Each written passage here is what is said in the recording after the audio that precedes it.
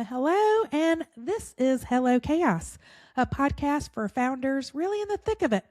The messy middle is what we like to call it. The questions, the pressure, the chaos no one puts on LinkedIn.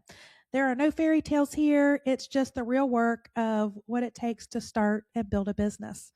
Today we have on our show Adam Povlitz, and he is the CEO and president of Anago Cleaning Systems. And did I say that right? Nobody does. It's okay. Okay, tell me, but I like, and I should have asked this in the green room. I'm so sorry. It's Anago Cleaning Systems. Anago. You're from South Carolina. That you have to. I always, we got to use the vowels. It's the All the vowels. yeah, Anago. Well, welcome to the show, Adam. I Thank you appreciate for you having being on. Well, okay, so how did this come about? The name, getting it started. What took you to this? On this journey. Oh man.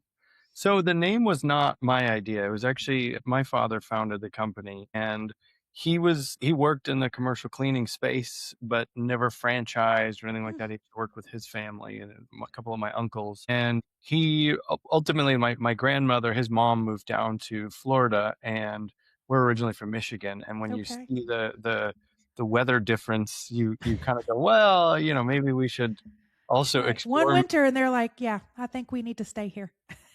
And look, I'm from the Midwest, so I can dish them a little bit, but like the number of gray sky days in Michigan versus Florida, it's just literally night and day. It's always beautiful and blue here. But he was down and decided to go out on his own when we moved down here, and was actually with a buddy who named his company actually in a totally unrelated field, named it Anago.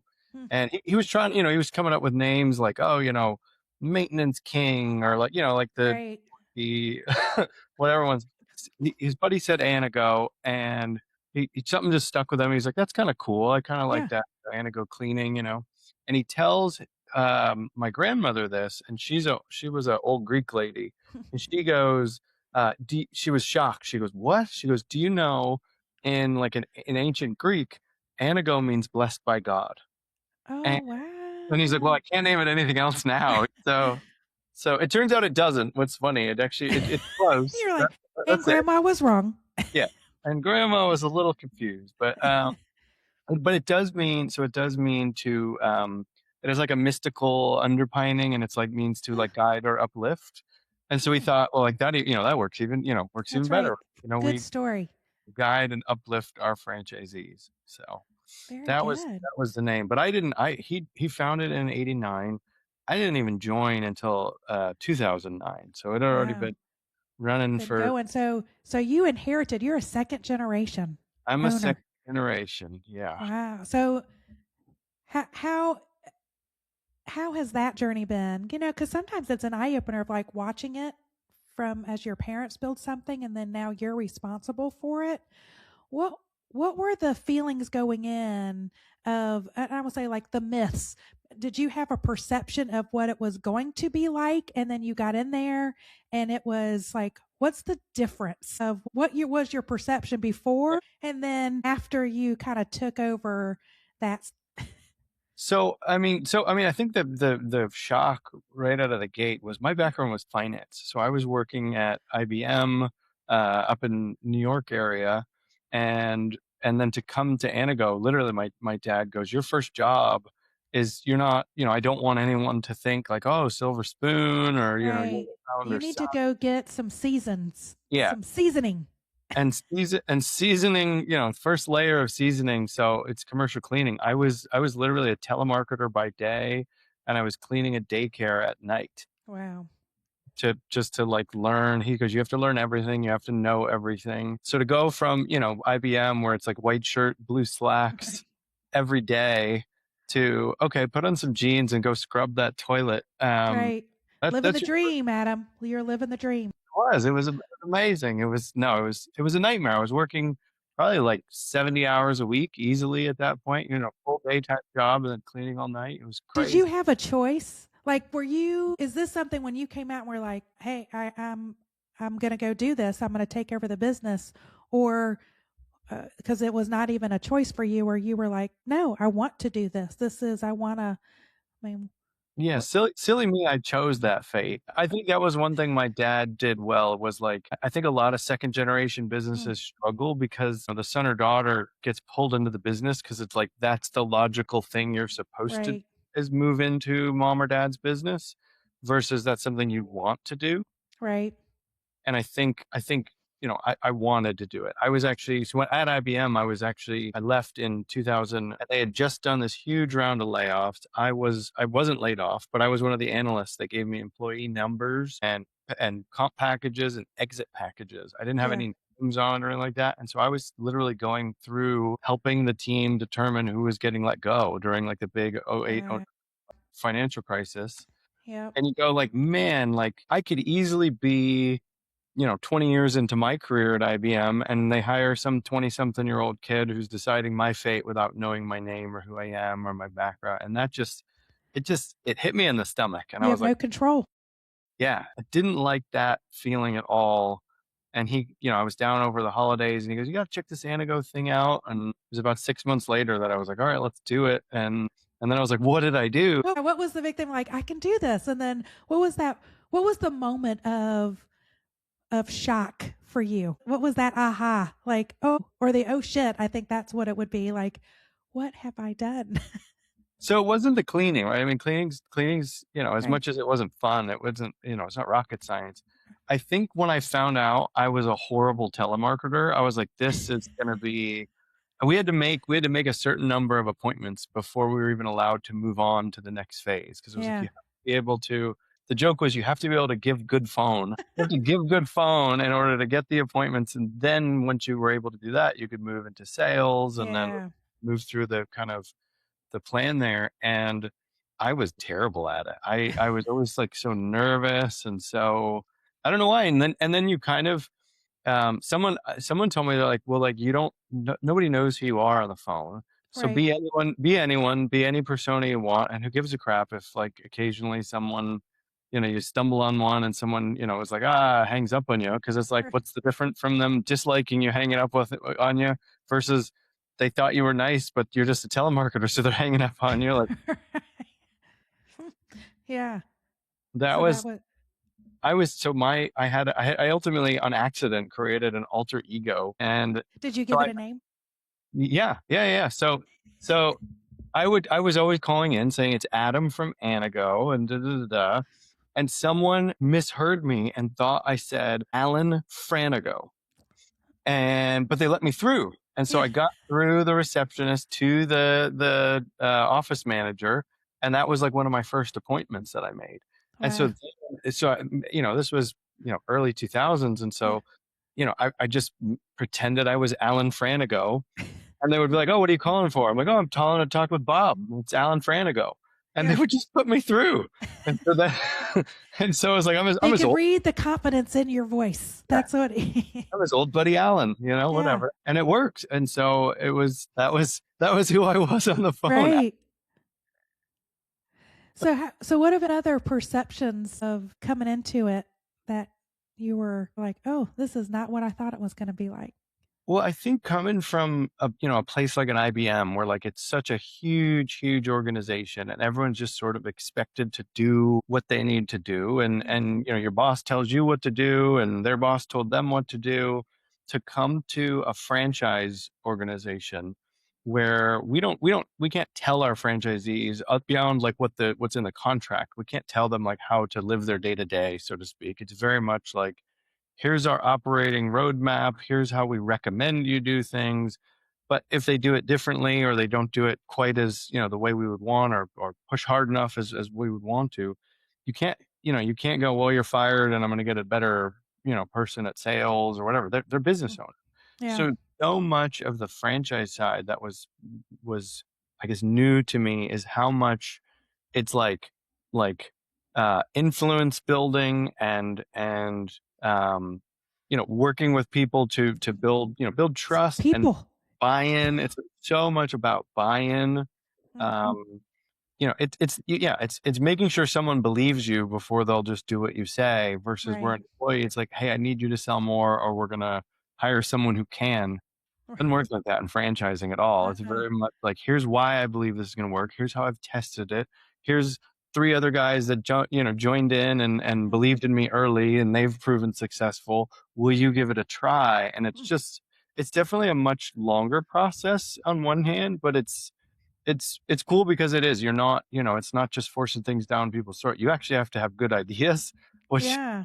the longer term is like great for any business model that you're forced to have, get people's buy-in and test things out to make sure it works before you launch an initiative. Yeah, I mean, I think you're speaking to any brand and business owner of that's the struggle of how do you, build trust as quickly as you can because that's how you close sale. I mean, in anything, in any business, it's how am I gaining that trust in order to move the process, the relationship further. And it is, it's hard to do that Yeah. and do it consistently. Yeah. Um, to kind of win them over.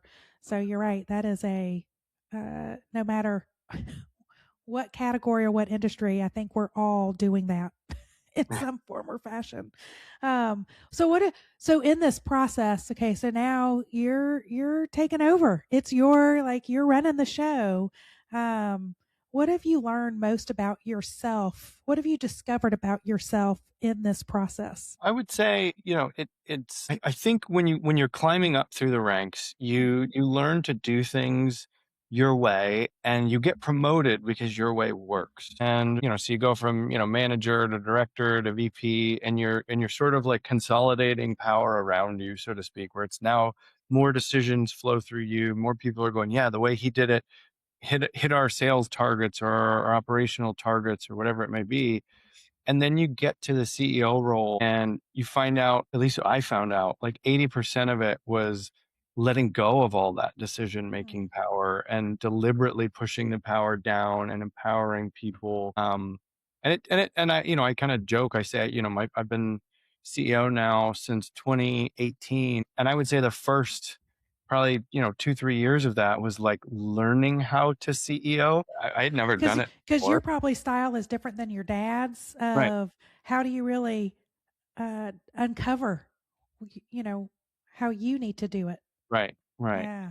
He was the perennial entrepreneur where everything was like, a handshake and a hug, and he was just, a larger than life character, and people believed him. And I'm, I was a finance guy. So everything Right. for me is like, we cross every T, we dot every I, we button Your up our. systems, your process. Yeah. Yeah. Yeah. And so you go from trying to imitate what as what, a CEO does to going like, okay, but how do I do it? Right. And don't get me wrong. I mean, I think there's pros and cons to both approaches, but for me, it was learning so, it was, okay, everything has to be done such and such a way. Right. And then the old adage of like, okay, once you're the CEO or once you're frankly in any role, you go, if someone can do 80% of it the way you would and not 20%, like hire someone else and let them do it. Right. Because if otherwise, you become your own bottleneck. And that was what I did probably initially, is like everything flowed through me. Hmm. And then, I think the decisions were good decisions and I think they worked, but it was like we could only grow as fast as I could make decisions and churn stuff out. Right. And that became a limiter, Hmm. uh, until, maybe the last handful of years. Yeah. Oh, yeah. And I think that's a big lesson learned to, uh, yes, everybody has their own approaches and you can try to mimic it, but you need to find how do you show up more authentically because that's what's going to build trust. How did you go through that process? Did you have a coach? Did you have, like go through, I don't know, different networking groups? Like, how did you uncover, look, this is my style and it's, it is what it is. And I need, this is what's best for how I'm going to lead. Did Wow. you like, it took me a lot and I had to have an outsider, even though I had all the answers, but I needed an outsider to kind of like uh, extract that for me. I think it was a combination. First, I mean, at first it was like a mini crisis Mm-hmm. to some degree, in that coming out of COVID, right? We sort of got Yeah. uh, the Great Resignation bug. Yeah. I mean, and Anna, don't get me wrong. I mean, we're We just recently won like a best places to work where the average tenure here was at the time was like 12 years. Yeah. We just celebrated a guy's 30th anniversary here, and that's like the third or fourth one we've done. Mm. And so to have people leave, we're like, what do you even Yeah. do here? Like, it doesn't happen often. And I want to say I think it was 2021. We had two or three people in a department in our marketing department leave like all but simultaneously, like within like Wow. to the point where like myself and one of my SVPs of marketing were basically like writing the email copy ourselves again. Oh. And I go, I will never get caught this flat-footed again. Yeah. And I was kind of searching for answers, and I happen to be on the board of my church, and they're one of like I think they're always like top 10 fastest growing churches in the country, and they were growing like crazy. And I went to the pastor and I said, you're growing, you guys are growing so Right. fast, and you keep having to hire, new people and onboarding, Like, you how know, are you doing it? yeah. And I go, no, don't get me wrong. You're saving souls. I'm cleaning toilets. So maybe there's a mission thing here that helps you recruit, better people. But what are you doing? And he suggested a book to me called WHO, not World Health Organization, right? Right. But it was called Who. It's by an author named Jeff Smart. I don't get any plugs or anything from him Right. or anything like that. But he suggested the book. Shame on me. I put it in my Amazon cart and I left it there for like 3-4 months. Hmm. And then finally I was like, all right, I need to make the time and read that. And I read it and it was like, whoa, like so the whole book is about, I'm sure a lot of people have heard of Who Not How, Yeah. which is a book about like, putting the right people in the right seat Right. and It's not, good to great, all that. Patrick Lencioni, they all kind of have those same themes. yeah. Yeah. What it does is it gave like a framework for hiring. Like, how do I hire an IT director? How do I hire a VP or whatever of marketing? How do I hire whatever? And you could Right. do any job. You read the book, and it was right when literally when iPhones came out with that thing where like you could take the picture of it and it would extract the text off the page. And so it was so I'm like I read a page and I was like, oh, that's good. That's good too. Like snapping pictures through it. And so long story short, I read the book and I'm like, whoa, like I've been hiring all wrong Hmm. for my entire career. It's always been like you meet someone and you chat and you Yeah. gut feel and you go, okay, yeah, I like him or I like her. And you just kind of pull the trigger. This is a much longer process, but by incorporating it, I've probably personally hired a chief strategy officer, chief operating officer, chief marketing officer, VP of marketing, IT director. So I hired, man, like probably 9 or 10 mid to senior level executives pretty rapidly over like maybe a 3-4 year period there. And by doing so, and then empowered them, and I said, okay, who do you need on your team? What do you need? What are the things what are the Right. roles you need to have covered? I mean, we've probably hired, at least 15 or 20 people in the last 4 years Wow. in various departments. And that, so what that kind of stemmed from is joined during COVID. I joined, it's called YPO, Young Presidents Organization. Yeah. They have it's called a forum construct, and you're Hmm. basically, there's a lot of stuff where you can do with the chapter and there's networking and all that. Right. Forum construct, you're basically in a room with 6 to 10 people that you're basically told like, listen, you give what you get. And if you want to learn something about yourself, you have to get really open and really raw with people that are all in kind of similar life positions as you are in terms of business and everything like that. And you do it, and you start finding out, where all your blind spots are, and you start Right. finding out all the things you can do. Humbling. Yeah, humbling, eye-opening. It's a Right. phenomenal organization. I'm still a YPO member today. But one of the things that I picked up was, have you heard of the Eisenhower Matrix? No. So think about Intrigued. like an XY matrix, okay, Yeah. like it's still Like a XY. 2x2. Yeah. Yeah. Yeah, Yeah. and you have on one end of the chart, you have things that are urgent, Hmm. and that goes this way, and on Oh. this way, and the up and down, you have things that are important. Right. right? And so you have your not urgent, not important, which is like scrolling on, Instagram or Right. something like that. And you have your like very urgent, very important, your kids' school calls and you got to go. You got to go pick them up. They're sick, whatever. Um, and then you have the urgent but not important, right? A ringing Right. phone. I got to answer it. I have a meeting that, yeah, it's not that big of a deal, but I got to sit through it. The most common quadrant of the little Right. thing that people miss is the quadrant where it's important but not urgent. Mm. That is, to me, that is where all of the money gets made. Yep. That where all of the important things get done. And so sitting down and you go, can I handle the marketing myself? Yes. Would it be more valuable for me to sit down, go through the interview process over multiple months, read, 50 resumes and hire a chief marketing officer to ultimately do it for me? That Where owns it. Yeah. where am I going to be better off? Obviously the latter, but which one's more difficult and painful to get through? Mhm. Also, obviously the latter. Right. So I tend to focus now all of my time as much as I can. And we all get sucked down the rabbit hole, Mm-hmm. right? Because once you have you got to pick up your kid from school, you got to be on this meeting, and then you're so Right. exhausted by the end of the day. It's like, I just want to watch this new Netflix show and I'm done for the day. Very hard to just try to focus on that, Yep. the quadrant of important but not urgent. But that's where I force myself to spend the time, and it doesn't come up naturally. I schedule it. I literally have That's time right. block on my calendar. Like, I'll say it to, and people know I won't take. You can't get a meeting with me before 10 a.m. Right. Before 10 a.m., I am doing stuff where I have to figure out, what am I doing to really advance this organization? Mm. What are the big, heavy, boulders that I need to move before then? Yes, I have to go to my normal meeting cadence and I have, Right. go with you know, do it the networking events. And yeah, I have to pick up my kids from school sometimes and all that, all life happens.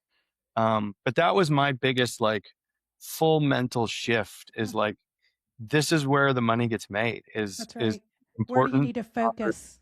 Yeah. And it's like, so we talked to a lot of founders, and I've adopted some of those habits over time. I'd never heard of the Eisen, that was called but I know about the 2x2 matrix of kind of those quadrants. And it really, when you start mapping stuff out, you're like, I can delegate these things very easily, but these are the things I shouldn't delegate. I need to more coach, manage, play oversight, Yeah. and these are the things that I really need to own to move the business forward, because it doesn't make sense either strategically but also financially, of as in long term, right? It might save money today, but it's gonna stop our acceleration Yeah. from moving forward. We hear, this was a founder, I think, came on the show like 3 years ago, and he just talked about, he coaches on time blocking strategy of, once you kind of figure out, where the things that you own, how to then you manage your day, to then strategically time block, whether it's, you can push it out for a year. I mean, we're doing it as a team right now of like, how do we time block our roles and really make some of our time very sacred, right? These are the things, like client meetings can only, like for me, I'm only going to take client calls or sales calls during this, like these windows. These days are for these things. Or I even kind of do it like, this stuff drains me. I know I need to do it because it's what my role is, but it really just, so I need to time block other, like a moment for creative, I call it creative energy reflection. Like, I needed to go take a walk, or I just need to go take some time. This was like, don't put me back to back on things that drain. So Yeah. really kind of, and then prioritizing the important, like the family time and, kid time, of those things are, really sacred. And we're trying to work through that as a team as well, not just as a founder. And it really does, it's eye opening of, like, one, the biggest, when I did that, I don't know if you, when you kind of look at your schedule, there was a lot more time than I thought I would.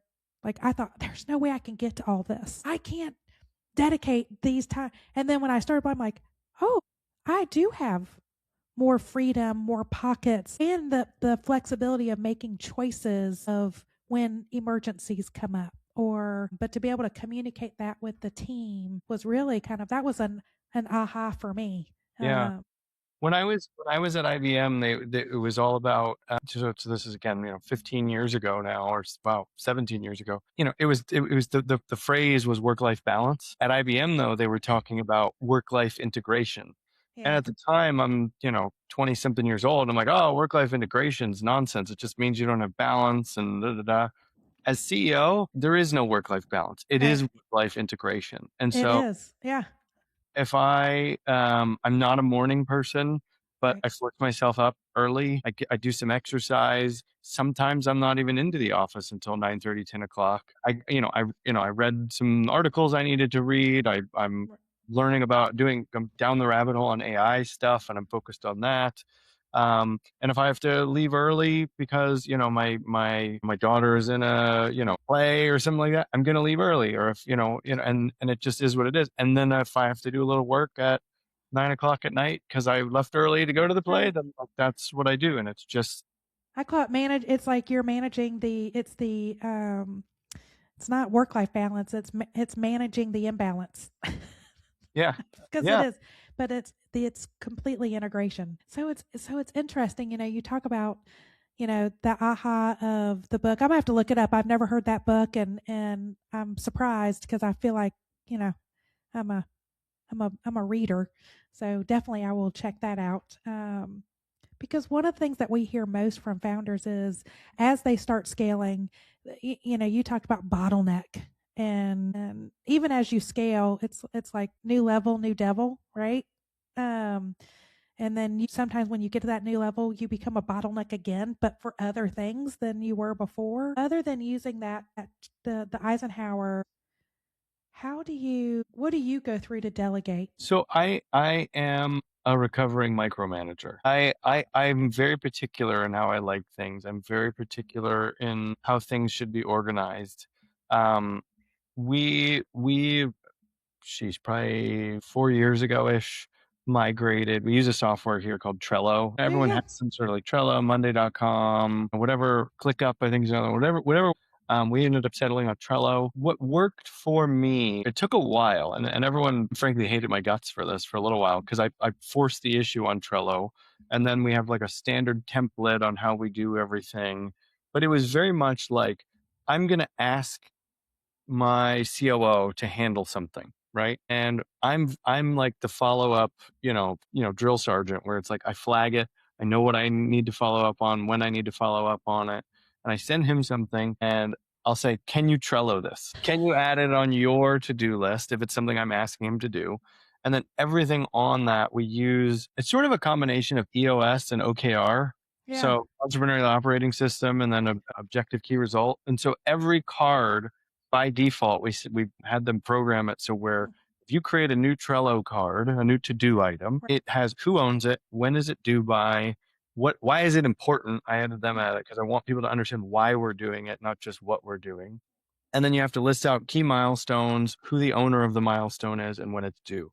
And I know it sounds really onerous, but for someone, I mean, I could get hit by a proverbial bus tomorrow, and someone could sit in my spot and know exactly what every single major person on my team is up to and where they're at in the process of that particular project immediately. There's an old janitor joke that said we were too busy mopping the floors to turn off the faucets. And I always say, listen, you can't be too busy, building the skyscraper to go back and look at the blueprints. And so we've made it a point to prioritize organizational time here and make it something where it's like you have to get organized, you have to spend the time mapping out what the plan is. Otherwise, everyone's just sort of winging it. And so if I can have everyone make the structure and follow the structure, it's very easy for me to let go so that anytime, whether it's a week from now or a month from now, I can look at it and go, where are we at? Are we on track? Are we off track? Do you need my help or do you have it? Wow. So that's all so is that new in your system? Like, is that in That's, the yeah. last couple of years, or are you guys still working through that? Because There's we're what you're talking about is something we're trying to map out for our business of we've been using kind of manual systems, but now we need to, and some automation, but we need to fully automate our workflows. So yeah, that's what like, but having the, as Chandler was like listening to you going, we need to add some of those questions to our project list of like the milestone, but also the who's the owner, Yeah. who's going to be accountable. I mean, Yeah. you could do it in, in a big Excel sheet if you really wanted to. Well, that's what we operate now. Yeah. Yeah. Just found Trello was an easier vehicle because they lay it out on little cards, and then you Yeah. could cards in like a project column, and so it just for me when and then you get to where we're dealing with, where like every department has a board, and every and just it allows you to scale out really big that a spreadsheet didn't allow us to do. Yeah. But the big thing is like who owns it, and and what are the big milestones, and when are they going to be done? Yeah. Because then it's very easy. The EOS basically says, think about the classic, C-suite meeting when everyone goes around the room and everyone sort of is it's your L10, right? Yeah. Yeah. Yeah. L10. And so our meetings, literally, I do an executive meeting. I hate meetings for the sake of meetings. I do an executive meeting once a month. It's about an hour, and that's all we need to do. And yeah, we touch base with each other and ask questions throughout the month. But this is just like the gut check of like, are we on track? Yeah. Big milestones of like, have we moved that rock? Yeah. You said you were going to sell X by the end of Q1. Are we on track? And there's 3 statuses. That's it. Are we on track to do that? Are we off track and it's recoverable? Or it's off track and you need my help? And then you use, essentially, then no one goes through and brags. It's, 3 out of my 4 are on track, and the end. And then my 1 out of 4 is off track. I need you guys' help. Let's use the collective brain power of the entire C-suite to figure out a solution to fix it. And that's what all the time is spent on, is just the stuff that's off track. Yeah. So it's like you've come in and taken this, this legacy business and really put in more, I call it sophistication and modernizing the operations for scalability even further. Is that? Yeah, I mean, it was very much a family business, right? And I would say COVID was one of those. Was when that mental. For me, it's literally like 50 little. Like it's like, what was that aha moment? I didn't have one. I had like 50, and but it was little aha. Yeah. The hiring one for me, we had to redo our whole hiring process because after COVID, I think it changed people, honestly. And so, we had to create a whole nother process. We had to ask all different questions. We needed to define who we were as a company and a brand. And I know we were not alone. I mean, I hear stories like yours all the time. I'm sure you did too, of we're not alone. It's just now, how do we adapt to the yeah. We went from, full in office business casual to now, I mean, I'm as dressy as it gets. I'm wearing like a dry fit polo and Lululemon pants and like, and, and we're hybrid. I mean, I even work from home usually 2 days a week myself. And it's just adapting to how people want to work. I'm big on like, there has to be in-office days. We have mandatory in-office days where we have events. You have to keep the culture together, but you can't. But it's also, I mean, it's also nice on days where you're like, I have some heavy stuff I got to do. I'm going to do it on the day where I know no one can pop in and interrupt me.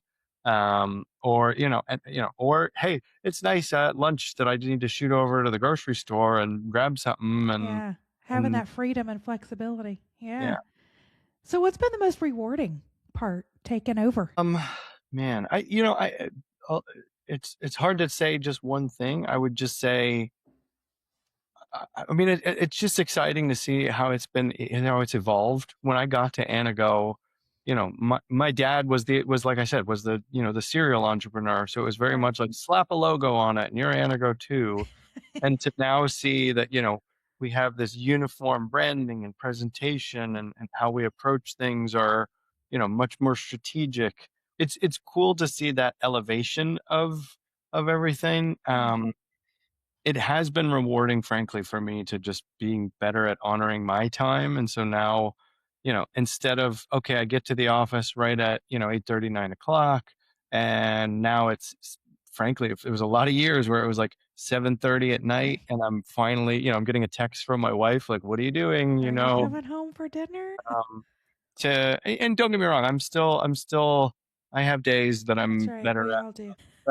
but being able to say, like, I literally, my wife just put a note in the calendar for tomorrow morning that I guess my daughter is singing the lead in chapel at her school tomorrow. And I was like, okay, we're going to rearrange some things. We'll be there. Wish I had more notice, but we'll be there. That's Let's right. do it. And so it's exciting to be able to grow at the clip we're growing at and be able to do everything we're doing, but also not have to be the only one that's pushing. That's right. Now you have other people pushing rocks. Yeah, Yeah. exactly. That's nice. Well, let me ask you, if I gave you a magic wand just to change two things about your business today, what two things would you change? Two things. First, I would say I would change perception. Hmm.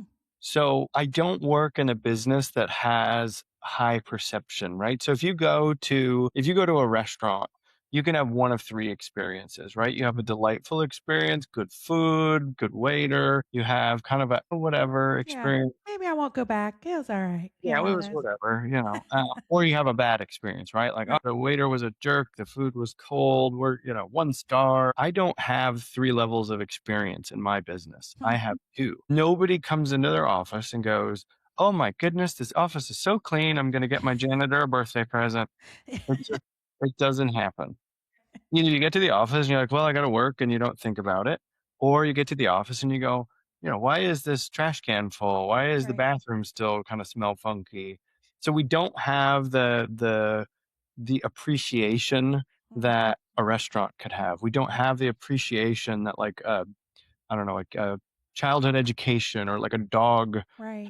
franchise has. We don't have that, like, oh, thank you for doing this service for Right. us. And also, it's kind of like out of sight, out of mind because you guys are coming in after hours. So it's not like people are seeing the sweat equity Yeah, that's been exactly. put in. Yeah. So that would be the biggest one I would change, is perception. Is if people saw, like, wait a minute, like, we're a partner in your health.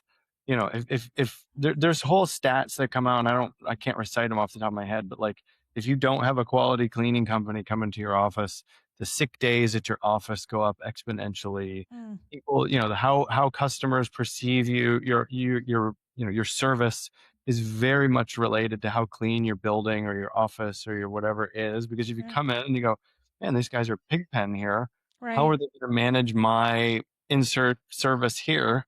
Right. You go, that place is kind of gross. So I wish there was that. I wish there was that partnership view. And there was during COVID. I mean, I will say, we Oh, yeah. Yeah. from commercial cleaning to like disinfection experts, Hmm. literally had to create a whole like scientifically vetted out program, including, marketing materials, operational Right. stuff, sourcing hardware from Asia during COVID, Right. spray things to disinfect, all of that. I mean, like, we did it in 8 weeks, Yeah. and we were the heroes back then. And now it's 2026 and people are forgetting to wash their hands again. And, I know. come Yeah. on. I'm feeling you. So if you summed up your journey in one word, what would that word be? You warned me about this. I've been schooling in the back of my head. I don't know if I don't want to call this a reflection on me, but just my experience. I think the one word would be exponential. And I want you to think of like an exponential curve where it's just sort of flat, Yeah. flat, flat, and then it just shoots up. I feel like vast majority of my early career, I've been at Anago now going on 17 years. Yeah. I would say the vast majority, the first decade for sure, and the vast majority of my career was like incremental. We're Learning. moving along, we're Yeah. improving, and then I would say from COVID forward, it's gone full hockey stick. It just gone, how we think, how we operate has gone up on an exponential curve, and so now it's just like, okay, how high does this thing go? Right, right. And from what I'm hearing, those kind of acceleration points or that kind of that shift was your YP influence implementing EOS, having the Trello process and system kind of in place, kind of base. We always say like systems and processes will win a business. will accelerate a business, but it's also having the discipline and the routine that you got to stick to it, right? System isn't a system unless you actually Yeah. hold people accountable for it. With everything that's coming out with AI, you've probably heard the whole thing where it's like AI's got to come from the top. The CEO has to Right. embrace it, and otherwise, otherwise it won't work. And why do you think that is? It's because most people on the front line or in the middle management, frankly, they just want to do their job and go home. Right. And so if you're not pushing AI, no one else is going to take the time to go learn it. Now Right. take that to any process. You think anybody in my company gave a crap about Trello or cared about They're like, like, what's a Kanban and what's hey, a, like, what is that? Kanban, that sounds like you got rid of all the, switch to bottle beers, like what is like, you know what I mean? Yeah, I mean, and so you go, all of these things. Hey, now not only we're gonna do Trello, but we're gonna force you to do the EOS method on it. And like, oh, great, and it's a lot of times, oh, great, Adam got, had another idea that he's gonna, Right. and yeah, it's, but every single one of, and that's why I love the Eisenhower Matrix. If I think back, every single one of those items that was the paradigm shifter Yeah. was someone, and usually for the longest time, me, going, this is not urgent. Everything will run fine without this, but I think it's important and we have to do it. And I'm forcing the issue and making sure everybody gets on board with it. And sometimes it takes, months, sometimes it takes years. But to me, that's when all of a sudden those big explosions kept happening. And you go, okay, wait a minute. There's some degree of science to this, even if it's totally imperfect. How do we find another one of those? Yeah. Yeah. So before I ask my next question, I'm like, what is your dad? Is your dad still around? And how is he reflecting on the change in the business? So, he was always involved for the longest time. He actually passed in 2023. I'm so sorry. I'm sure he'd be super proud of like where you are. He was thrilled. He was thrilled even up to that point because he had the title of CEO up until 2018, but he wasn't working in the business probably since like 2014-ish. Yeah. But he was coming to the office every day, and I said he would rustle papers and ruffle feathers. But by the end there, he was coming in, um, 2-3 hours last few years, 2-3 hours. He'd come in, stroll in for lunch, Right. right around To lunchtime. him, it was the people. It was always about the people, and he would take a lap, go say hi to everybody. How was your weekend? How was your son? How was your daughter? It was just about the relationships. This got to be, it became his hobby. He didn't have to work anymore. He came to the office because he just wanted to chat with everybody, Right. It was his family. yeah. Yeah. So it was very cool for him to see that. I wish obviously he could have seen a little bit more, Yeah. but He's watching. yeah, I don't doubt it. So if you look ahead to the next chapter in your journey, what word do you want to describe that chapter? Man, that was one I was struggling with still. I'll be a little cheesy here, and I'll say dream catcher. I'm trying to. You're limiting me one word, so I think I had to hyphenate to make that happen. But, I like the idea now of, and I do this regularly, like deliberately scheduling time for. I don't know about you, but like my best ideas come to me either while I'm driving or if I'm in the shower or like. I have to have like a creative, just like downtime of, and that's why I block it out of, sometimes, or if you're feeling so overwhelmed, like, you know what, I just need to take a minute and just do something. And you're right. That's when the best like reflection moments, the best creative ideas, and it's like, oh, the dot connecting of, oh my God. Yeah. Always. And mine's always when I don't have a pen. So I'll be at the gym and I'm like, oh, that's a great one. But I'm making it a point, and I regularly make it a point where, usually I'll have my phone or something. I'll jot a note in my phone. Oh, I use my notes on my phone app. Like it's full. Sorry, you must delete a note before you can add another. Yeah, I'm almost at that point. But I deliberately make time to go, especially with AI. I love, it'll be like, what if we did this? I'll Right. be in the shower and I'll be like, what if we did this? And I'll literally, sometimes I'll shout out to my wife, babe, write this down. She's like, you're an idiot. But I'll literally take all those things and I'll type it into, to Google, into like an AI thing. Like how would this work? How could we work this? Right. And it's just deliberately taking time to dream and taking all those little, like that back of the head whisper that you hear. Yeah. So what if we do this? And actually go down the rabbit hole on a few of those. Say, what Right. would happen if we did that? I feel like that's the exciting part for me now is constantly, I don't have to be as much in the operational side. Right. Now you And can so think my role bigger.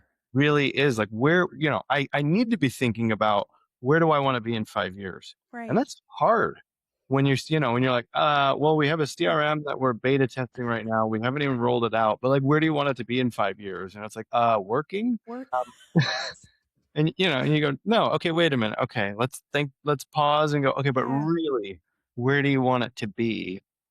And then frankly, again, then saying, okay, of the 10 things, I dreamt up, 3 of them are viable and one of them I'm going to force the issue on and we're doing it. So going, dream catching. I don't know what you would call that. Yeah, no, I love that. And I love asking the question because we get a different answer from everybody. So I love listening to the stories. So, what best piece of advice, either that you've learned from sitting in the seat, or advice that you have been given through the YP in EOS, influencers, but if you tell our listeners of like, hey, this is the best. I wish somebody would have told me this. Man, that's a good one. This would be my long pause. I would say it kind of goes back to what we were talking about earlier, where I think there's a massive difference between delegation and then just abdication, right? I don't want to just be like, hey, this is your problem. If I'm going to delegate, I need to give it to a person and make sure they're doing it and doing it with intent.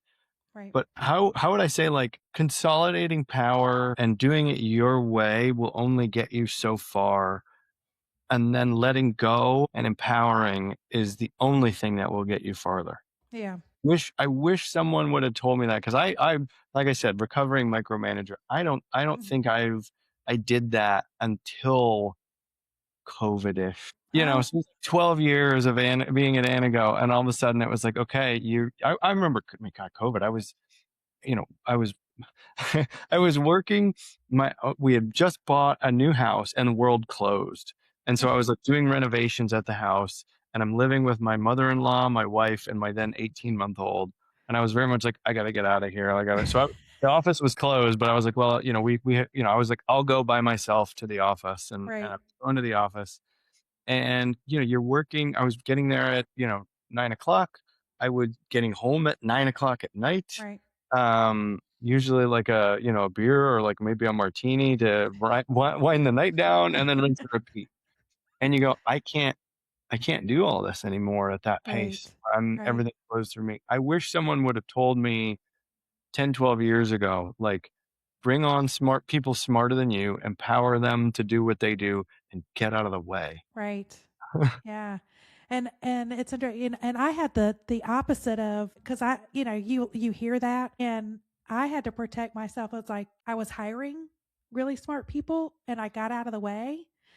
But what I realized is I didn't delegate and didn't put the guardrails in place to protect the company, to protect client. Like I delegated without structure.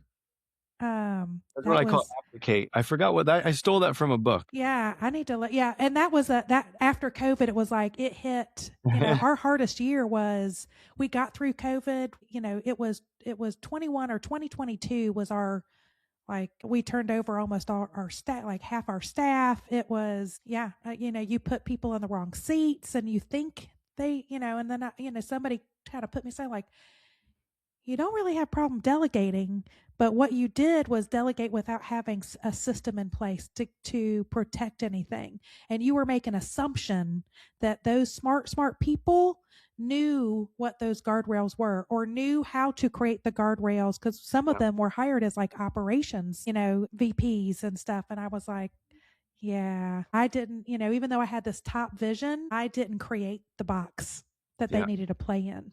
Yeah. And that was a real hard lesson and a very expensive lesson. And yeah, and so we started using a lot of we're not in EOS, but we started using a lot of the same structure, a lot of the same language, and kind of built I called it our own operating system, infusing a lot of the same teachings of EOS, but I call it, the agency name is called Bright. And so we call it the Bright operating system versus the entrepreneur operating system. Nice. Made our own. Yeah, mine is a hybrid. I'd sort of do it. I transparently, I read about half of Traction, and I like Cliff's noted the other half of You it. were doing the phone thing. Yeah, and so I was like, I like this. I like this. Right. This, it just doesn't mentally mesh with how my brain works. We did the And same thing. and and then I read what was the one by what the heck's his name from Intel, Andrew Grove. He wrote, I forget what the name of the book was off the top of my head, but he was OKRs. That was his That was whole. his. Yeah. And I was like, I like that too. And so I Right. kind of mashed them together, and then I found a software that seemed to, I was like, worked. okay, nah. Yeah, I And it think just, that's like the traction, and we use kind of that working genius with kind of how those mesh, but also as a, so I own, Orange Whip, which is the media company, but the other is a marketing agency. So we would sit in the L10s for some of our clients. Like we're the fractional kind of CMO outsourced kind of marketing department, watching some of these businesses. It's like what was missing was the infusion of the brand. And I think that's what you're talking about, of like, it's the hybrid of, this isn't going to work with our culture. This isn't going to work. Like, these pieces and parts work really well to build systems. And so that's what kind of how we looked at it and said, these things operationally, or philosophically work or don't. But we felt like what was missing out of kind of just the flat EOS was, our brand is all about curiosity. Our brand is about flexibility, and so we have to have both systems and processes, but then tools that allow for that nimbleness. yeah. And so yeah, that's kind of how we kind of looked at it. Yeah, we're doing a lot. Regardless, you still need you need the box, you need Yeah, the structure, you need the system. we're doing a lot, I think I would say, in that same vein, where it's about like, how do you incentivize people to take intelligent risks, and to say, okay, and so it turns into like, you get what you incentivize. So it's like Right. every meeting we talk about, on our monthly meeting, we say like, okay, what are the dreams? What are the crazy ideas out there that you've heard about? And there's awards for like craziest ideas that worked. Right. And you have to do stuff like that. And then you force the issue. I'm right now with the AI stuff. I'm forcing the issue with everybody. And I met with my CMO and COO, and I said, okay, we found a bunch of newsletters that say, here's another AI, and there's right now the AI stuff is like the .com boom, right? There's going to be Right. 100. The .com was 100 websites came out, and like 5 of them actually survived. Right. That's AI right now. Yeah. But we said, we actually have, as part of something that our teams must do, is, say I think there's 4 or 5 people in marketing right now. Right. I think every 2 or 3 weeks, in one of their meetings, they got a whole list of AI software. They have to volunteer or be voluntold to select one of those, And go test it. go test it, do some research, and present it to the group, and say like, and then at the end say, and is this viable? Is this something we could Right. use, and why or why not? And so now it's just part of the rhythm. Two AIs get tested every month by marketing, 2 Yeah. get tested by operations. And It's it's like, let's fantastic. just see if there's anything out there that we can use. And maybe, 90% of them are junk, but like, now They will be. it will be. But I want, whenever the AI stuff turns from the .com boom to like, here are the ones that are going to, be the big Yeah. player. And new ones pop up all the time. I mean, Right. we, that it's interesting. Over the last couple of years, I think we have tested well over 200, 250 tools. I mean, it's, well, also as as an agency owner, it was, oh, how do we become more efficient as we were struggling with like hiring? Can I replace, do I need people for all of this or some of the tools? And it's like the things that were, here's the best tools that were just so clunky 2 or 3 years ago, they're obsolete now. Like Yep. all their have come in or they've been replaced. We used to use 5 tools. Well, now we use one tool that does all the 5 things. So it's just, but you got to keep testing and what's working because something's going to come up.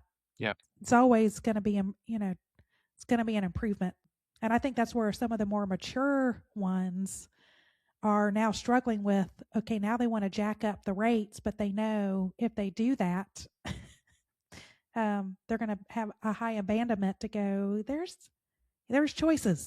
So Adam, my last question for you before we go, like, okay, so if we celebrate a year from now, next, summer, what win are we celebrating? We're having a martini. What do we do? Man, I would say we have fully migrated to the new CRM that we've been in development on for way longer than I'm willing to publicly. I'm with you. We've tested, and Chandler's gonna be like, "Good God, if we have to talk about CRM anymore here in our agency, it's painful." So here's where I'll admit, right? We were on a software when I started Anago called Telemagic. This is 2009. It was based on DOS. Oh my gosh. In 2009, it was based in DOS. We didn't even move to like a web-based CRM until it was probably 2012 or 2013. And we're still on that software from like 2013. Yeah, it's had some updates to it. Right. But it is not remote. I mean, it does a lot. And that was what ended up being the most expensive and time-consuming thing. Is like just to get this new software to do everything that one did is a lot of programming. But then all the streamlining and integration and making everything work from your phone and moving all of that. Then so it's like do everything it used to do plus do everything like this. You need it to do tomorrow's decisions. And tomorrow's decisions. And then you have all your franchisees saying, and can you make it do this? Like, maybe. Yeah. But, and eventually you get to a point where you finally literally are telling people like, we're getting to version 1.0. This is like iPhone 1. This isn't, you're not, it's going to get there, but we'll get there, but let's just get the thing out. Yeah. I think once we're migrated to that and everyone's on it, like that again brings me back. That's a big win. Exponential, because then it really zooms from there. Once everyone's there and all the data is there and what we can pull out of that and make decisions with from all of that is going to be just awesome. Well, good. Well, I can't wait. We'll manifest it for you. Put it out there in the universe. Well, Adam, I've enjoyed this. This has been great chatting with you. Now, before we go, where can people learn more about you, your company? How can they support you? So our website is anagocleaning.com, ANAGO cleaning.com. And then we're on every social media. So it's at Anago Cleaning. And then I'm really active on LinkedIn, like weirdly active on LinkedIn. So if you just type in Adam Povlitz on LinkedIn and you find me and shoot me a note, I will be sure to message you back. Thank you so much. This has been great. I learned so much. I love having conversations like this. But that's a wrap on today's chaos. But the work doesn't stop here. If this episode felt familiar, you're not alone. Subscribe and share. Leave us a review on Spotify. It helps more founders to find their way through the noise and the clutter out there. And if you're craving clarity, not more chaos, our sponsor, Bright Marketing, offers a founder clarity sprint designed to help you get unstuck, focused, and moving forward with confidence. You can explore that and more founder tools and resources and more episodes over at orangewhip.com. That's orangewip.com. Or shoot an email to hello@orangewhip.com. Until next time, stay curious and remember that we are all a whip, a work in progress. I'll see you again next week.